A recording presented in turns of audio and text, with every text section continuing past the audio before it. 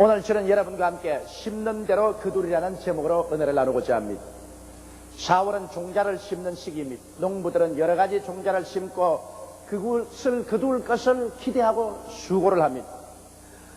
4월은 우리 한국은 벚꽃이 만발하고 개나리꽃이 피고 진달래가 피는 계절인데, 이번 일본에 가서는 동경에 가서 어찌나 눈이 많이 왔던지 하루 밤 하루 낯을 눈이 옵니다.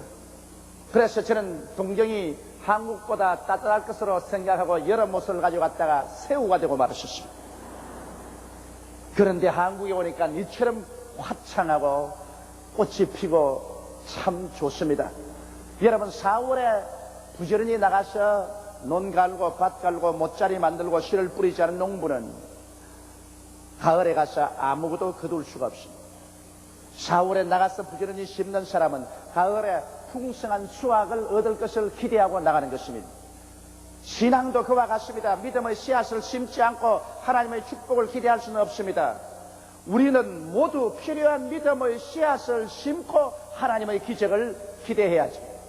씨앗을 심지 않고 기도나 하고 철야하고 금식한다고 해서 믿음의 역사가 일어나지 않습니다. 농부가 씨는 뿌리지 아니하고 밭둑에 앉아서 철야하고 금식하면서 풍년을 주시옵소서 한다면은 그 사람은 도란 사람입니다. 그런데 우리 신앙도 한 가지입니다. 신앙도 씨앗을 심어야 돼요. 여러분, 하나님이 세상을 이처럼 사랑하사 독생자를 주셨으니 누구든지 저를 믿으면 멸망하지 않고 영생을 얻으려 했는데, 하나님은 여러분과 나를 구원하기 위해서 그 믿음의 씨앗인 독생자를 심었습니다. 독생자를 심지 않고 우리를 구원할 수가 없습니다.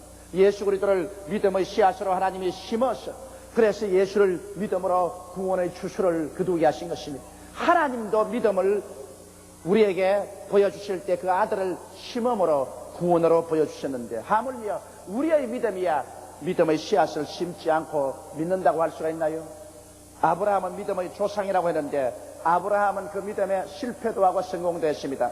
그 75세 하나님께서 나타나서 아브라함아, 너 전토 친척 아비 집을 떠나 내가 내게 지시할 땅으로 가라. 그러면 내가 너로 큰 민족을 이루고 너를 복주는 자를 복주고 너를 저주하는 자를 저주하리니 너는 만민의 축복의 근원이 될 것이라고 말씀하셨습니다. 그런데 아브라함에게 하나님 요구한 것은 행위가 있는 믿음인 것입니다. 다시 말하면 하란을 떠날 때 아브라함은 전토를 떠나고 친척을 떠나고 아비집을 떠나라는 것입니다. 다른 말로 말하면 전토를 믿음의 씨앗으로 심고 일가 친척을 믿음의 씨앗으로 심고 그 아비집을 믿음의 씨앗으로 심고 희생을 하고 그리고 아내를 데리고 떠나라는 것입니다. 그런데 아브라함은 믿음의 씨앗을 심지 않았었습니다. 그냥 믿습니다로 떠났지만 그 믿음에는 아무런 힘이 없었습니다. 믿음의 씨앗을 심지 않은데 어떻게 하나님이 기적을 거둡니까? 그는 하란을 떠날 때 수레에서 모두 다 하란에서 얻은 재산 다 싣고, 그리고 일가 친척 가족들 다 데리고, 거기에다가 자기 조카까지 데리고 대군단을 형성하고 떠나갔었습니다. 그렇기 때문에 가나안으로 갔지만 믿음의 행진은 아니었었습니다. 가나안에 가니까 하나님의 축복은 오지 않고 천지가 기근이 들어서 모든 것이 새빨갛게 타버렸습니다. 우물물에 물도 없고 짐승이 묵을 풀도 없습니다. 짐승들은 굶어서 죽고 종들과 친척들은 다 뿔뿔이 고향으로 도망쳐버리고 남은 것은 자기와 자기 처와 롯밖에 없었습니다. 밥 달라고 우는 조카 롯과 굶주린 아내를 어찌할 수가 없어서 아브라함은 애굽 땅으로 내려갔었습니다. 그래서 한없는 수모를 겪었었습니다. 아브라함은 입으로는 믿습니다라고 했지만 그가 희생적으로 그 믿음을 증거할 수 있는 씨앗을 심지 않고 출발했기 때문에 그 믿음은 헛것이었습니다. 아브라함은 이 교훈을 잘 배웠습니다. 그 이후 세월이 많이 지난 다음 그가 나이 100살이 되고 100세 아들을 낳았었습니다. 그 이삭이 자라서 이제는 제법 아버지 일을 돌볼 수 있는 나이가 되었습니다. 아버지 부위에 귀하기가 말로 다 할 수 없었습니다. 그런데 여기에서 하나님이 재차 아브라함을 시험해 보십니다. 아브라함아, 내 사랑하는 아들 독자 이삭을 모리아 산에 가져와서 제물로 드리라. 감당할 수 없는 시험입니다. 가슴이 뻐개지는 시험입니다. 어떠한 사람도 이 명령을 듣고 견딜 수가 없을 것입니다. 그러나 아브라함은 이미 많은 연단을 받고 신앙의 경륜을 쌓았습니다.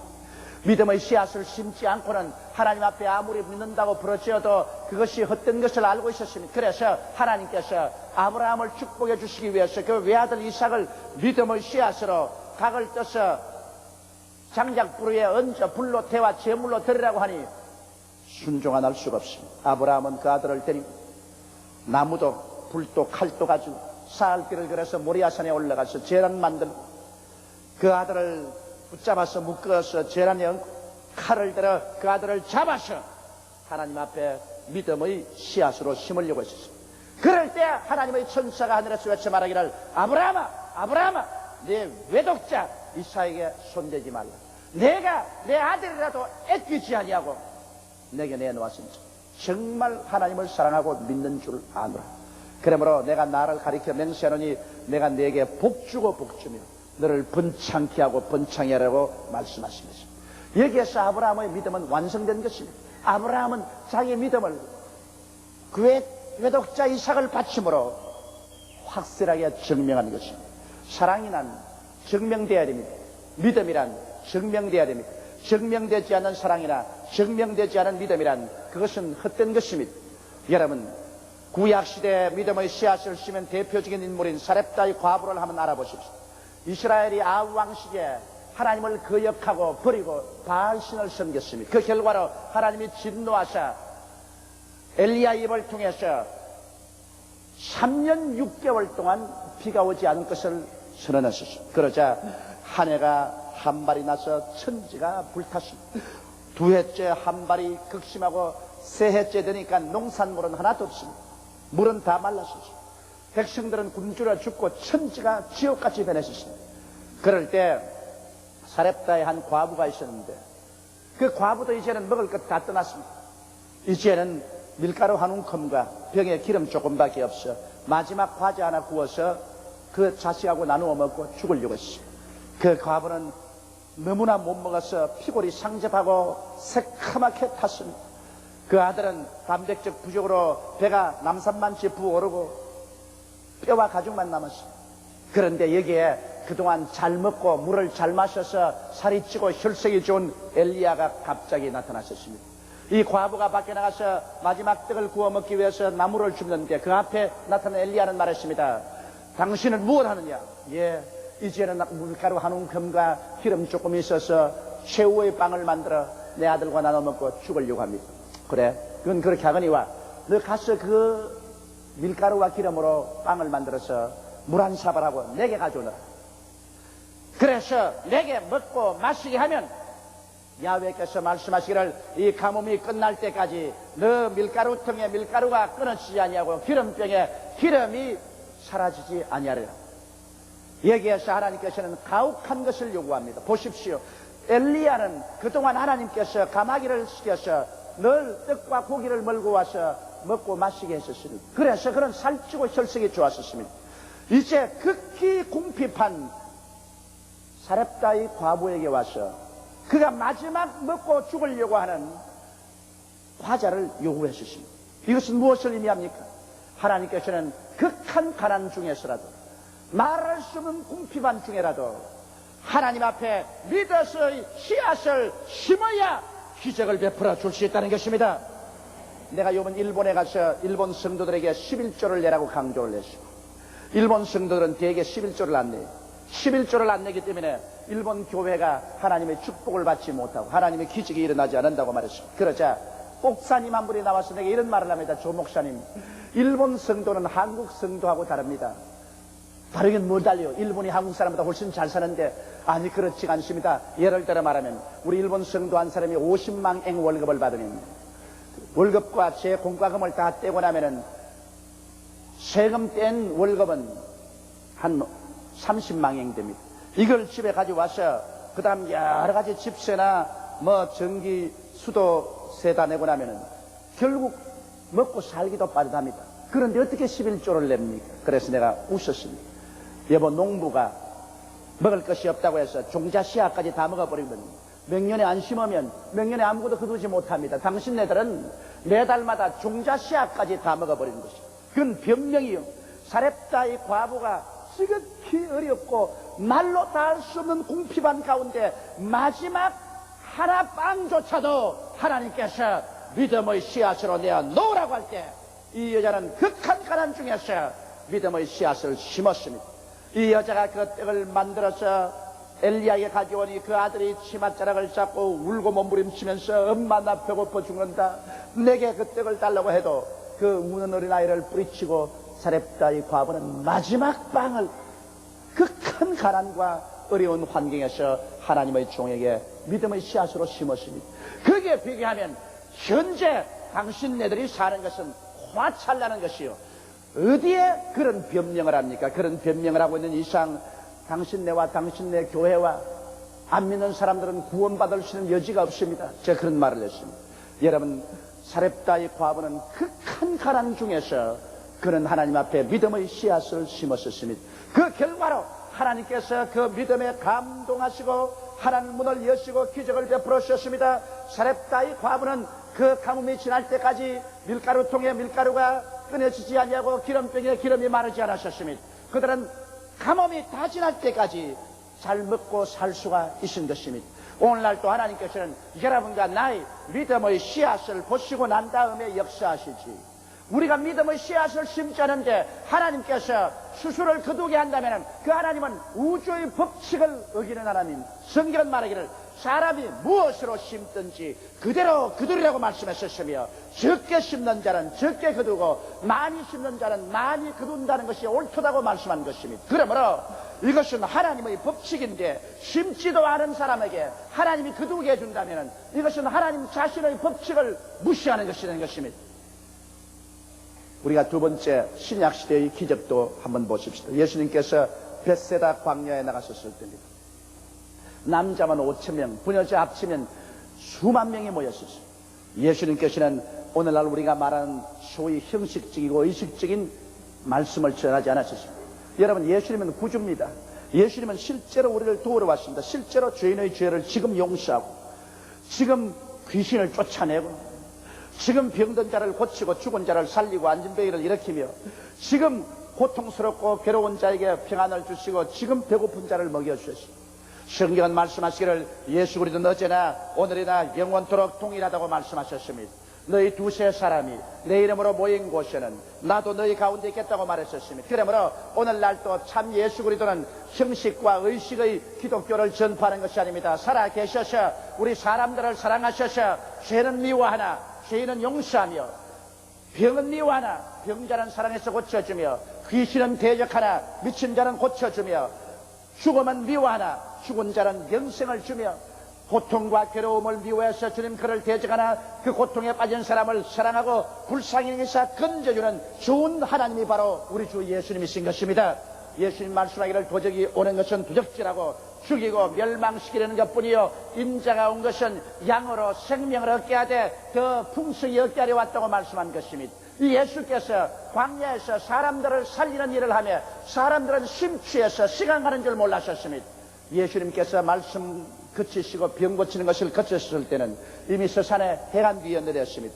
비로소 사람들은 자기들이 배고픈 것을 깨달았었습니다. 이제 가버나움이나 다른 데로 내려가려니까 굉장히 멉니다. 그들은 허기증에 걸려서 길거리에 앉는 사람들은 누운 사람들이 많습니다.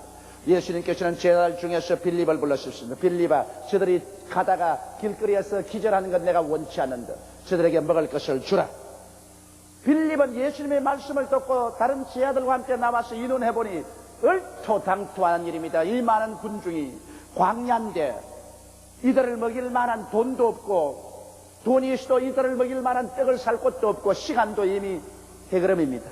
도저히 안 될 일입니다. 여러분, 그러나 하나 알아야 될 것은 우리 예수 믿는 사람에게는 사람으로는 할 수 없어도 하나님으로는 할 수가 있는 것입니다. 그런데 빌립은 사람의 생각을 가지고 계산했습니다. 그래서 빌립은 예수님께 나와서 주여 이곳이 광야요 수가 많고 떡 살 곳도 없고 떡 살 돈도 없나이다라고 보고하려고 할 때 이게 안드레가 떡 5개와 물고기 2마리를 가지고 왔습니다. 안드레는 군중 앞에 가서 여보 먹을 것 있어요? 여보, 먹을 것 있어요? 차였습니다. 무슨 소리 합니까? 먹을 것 있으면 이런 상태로 누워있을까요? 그런데 저 구석에 있는 어린아이 하나가 사람들에게 등을 돌리고 앉아서 무언가 이렇게 열고 있습니다. 안 들어가서 등을 탁 치니까 소스라쳐 놀랍니다. 왜 놀라? 아니, 이건 내가 먹어야 돼요. 뭘 가졌어? 우리 어머니가 오늘 아침 내 출발할 때 배고프다고 점심에 먹으라고 보리떡 5개, 물고기 2마리 주었는데 나는 예수님 말씀 듣고 병 고친 구경한다고 정신없이 지나서 못 먹었어요. 나 배고파, 안 돼요. 이거 먹어야 돼요. 아저씨 빼앗으면 안 돼요. 아니야, 내가 빼앗으려는 것이 아니다. 이 많은 사람이 굶주려 있고 허기증에 차있다. 예수님께서 기적을 행하시려고 하지만은 우리 믿음이 없이는 기적을 행하지 않는다. 주님은 우리 믿음을 통했어야만 기적을 행하지, 우리 믿음이 없는데 주님이 기적을 행하냐? 그러나 믿음이라는 것은 입술로만 믿는다고 하는 것은 그것은 허구에 불과하다. 믿음은 씨앗을 심어야 된다. 믿음에는 증거를 내놓아야 된다. 그러므로 믿음의 증거를 내놓기 위해서 너 보리떡 5개와 물고기 2마리를 내게 내놓아라. 내가 예수님께 드리겠다.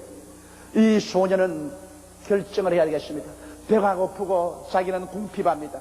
이 어려운 가운데 주님께서 자기가 마지막 먹으려는 보리떡 5개와 물고기 2마리까지 달라 한다면 어떻게 할 수 있을까? 그는 괴로웠었습니다. 그러나 이 어린이는 극히 궁핍한 데서 그것을 드리기로 결정을 내렸습니다. 그래서 이것을 가지고 예수님 앞에 나오니 빌립이 보고 아주 기가 막힙니다. 안드레야, 너 어쩌자고? 이 많은 군중이 있는데 보리떡 5개와 물고기 2마리를 가지고 오느냐? 너 원래 IQ가 모자란다고 내가 알기는 알았지만은 이렇게 바보 같은 짓 하는 줄은 몰랐다. 그러나 예수님은 빌립을 제껴놓고 안드레 편에 섰습니다. 크든 작든 믿음은 증거를 가지고 나오는 그 사람을 통해서 주님은 기적을 베푸시는 것입니다. 여기에 안드레가 보리떡 5개와 물고기 2마리를 예수님 손에 얹어주니까 예수님이 믿음의 씨앗을 바라시고 이 소년의 믿음에 크게 감동하셔서 주님 하늘 향하여 우리를 보시고 축사하시고 난 다음에 그 떡과 고기를 나누어 주어서 백성들에게 나누어 주라 했습니다. 제자들이 들고 나가서 나누어 주니 떼서 주니 또 원상복구하고, 떼서 주니 또 그대로 돌아오고, 고기도 잘라서 주고 나니 또 생겨붙고, 잘라서 주고 나니 또 생겨붙고, 이래서 그 많은 사람에게 다 배불리 먹이고 남은 것이 12바구니가 되었었습니다. 한 소년의 지극히 가난하고 궁핍한 가운데 믿음으로 말미암아 씨앗을 심고 나니 하나님께서 그를 통하여 상상을 초월한 기적을 베풀어 주신 것입니다. 여러분, 예수 그리스도는 어제나 오늘이나 영원토록 동일하십니다. 지금도 여러분과 내가 풍부하고 모든 것이 넉넉해서 그 가운데서 일부분 믿음의 씨앗을 심는 것은 누구나 할 수 있는 일인 것입니다. 그러나 지극히 궁핍하고 어렵고 고통 중에 처했을 때, 그때 하나님의 도움이 필요하면 그런 순간에 그 어려운 가운데서 믿음의 씨앗을 심고 하나님을 바라볼 때 주님은 그 믿음에 감동해서 기적을 베풀어 주시는 것입니다. 그러면 여러분, 셋째로 믿음의 씨앗이란 도대체 무엇일까요? 믿음의 씨앗이란 믿음의 눈에 보이는 증거입니다. 믿음이란 눈에 보이지 않고는 믿음이 될 수 없습니다. 성경 예수께서 언제나 기적을 행하실 때 저들의 믿음을 보시고 내 죄 사함을 받았나니라, 그들의 믿음을 보시고 내 병에서 뇌나 편안히 갈지어다고 말씀한 것입니다.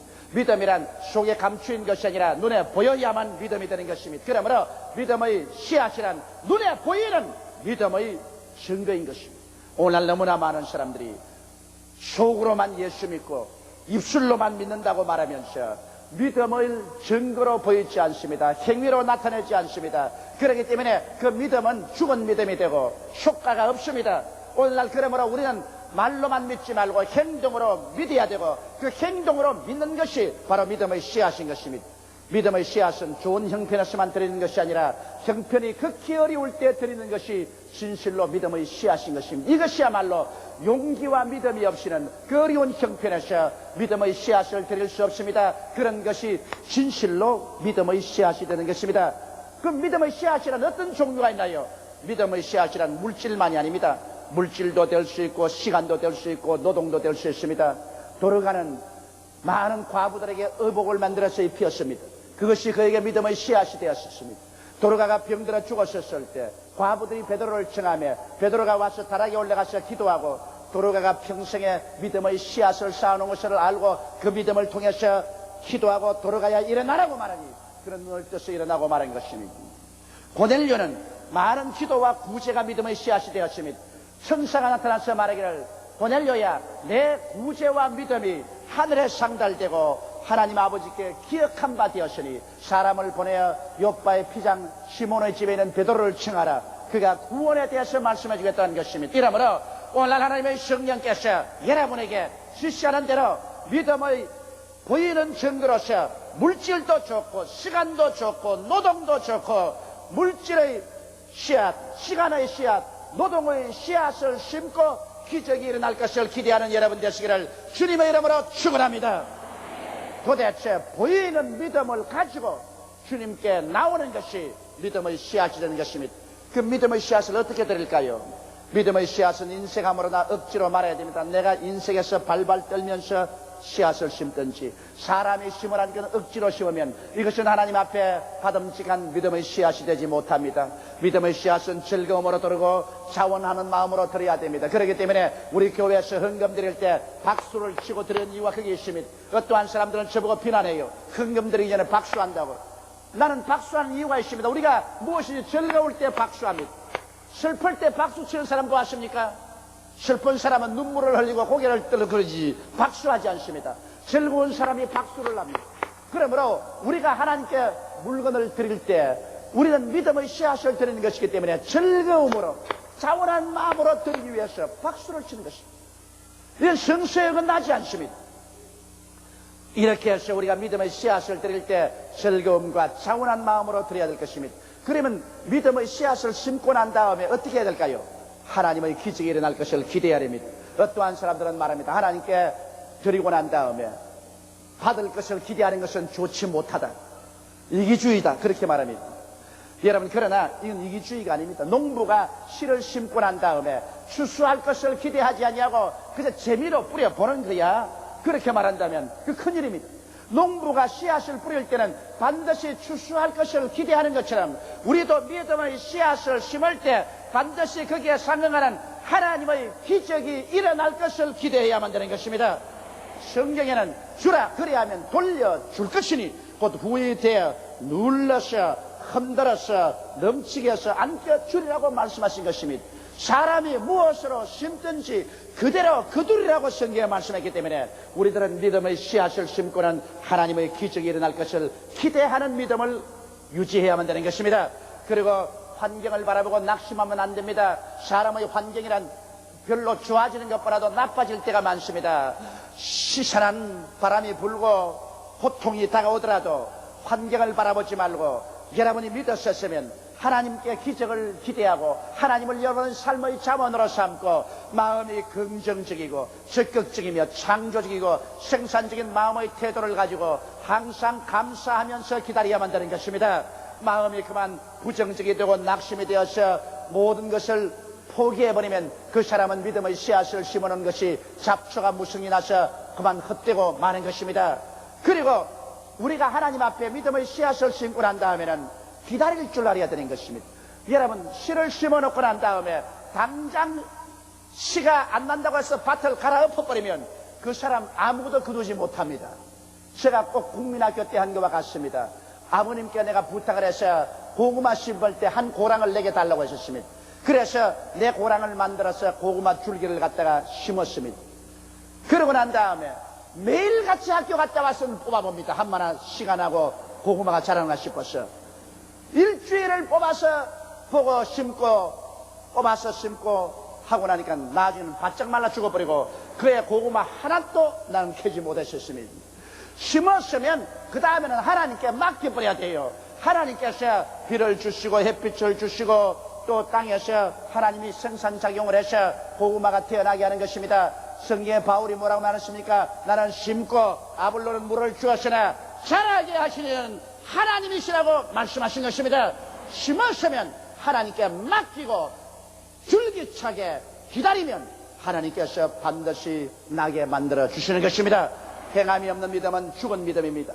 항상 하나님의 성령께 믿음의 씨앗을 심는 것에 인도해 주시기를 기원하고 성령의 인도하심을 따라서 우리는 여러 가지 믿음의 씨앗을 심고 그리고는 하나님의 기적이 일어날 것을 기대하고 믿고 나아갈 때 하나님은 우리 영혼이 잘 되고 범사가 잘 되고 강건하도록 기사와 이적을 오늘날 또 베풀어 주시는 것입니다. 우리 다 같이 고개 숙여 기도드리겠습니다. 전능하시고 거룩하신 아버지 하나님, 수많은 사람이 형식적으로 의식적으로 교회에 왔다 갔다 하며 입술로만 믿는다고 하는 사람이 많습니다. 11조도 도둑질하고 헌물도 드리지 아니하고 하나님 앞에 믿음의 증거물도 내놓지 아니하고 형식적인 신앙을 가진 사람이 많습니다. 그러다가 갑자기 어려운 일을 당하면 하나님을 원망하고 불평하고 탄식하고 뒤로 물러가기도 합니다. 야훼 하나님이여, 오늘 이 아침에 우리의 신앙은 하나님을 닮게 도와주시옵소서. 하나님이 사람 구원할 때 형식적 의식적으로 구원하려고 한 것이 아니라 그 아들 예수님을 하나의 미랄로 우리에게 심어주셔서 그 예수의 죽으심과 부활하심을 통하여 우리가 오늘날 추수되는 귀한 영혼들이 된 것을 감사하옵나이다. 아버지 하나님이시여, 우리는 사렙다의 과부처럼 베세다 광야의 어린 소년처럼 극한 어려움과 고통 속에라도 믿음의 씨앗을 심고 하나님의 기적이 일어날 것을 믿고 기도하는 우리들이 되게 도와주시옵소서. 하나님께서 그리스도 예수 안에서 그 영광 가운데 풍성한 대로 우리 모든 쓸 것을 도하시리라고 주께서 말씀하셨습니다. 하나님 아버지여, 우리는 죽은 하나님을 섬기는 것이 아니라 살아서 우리 가운데 역사하는 하나님을 섬깁니다. 그러나 하나님은 오직 우리 믿음을 통해서만 역사하는 것이니 믿지 않은 자가 되지 말고 믿는 자가 되게 도와주옵소서. 우리 주 예수님 이름으로 기도드리옵나이다. 아멘.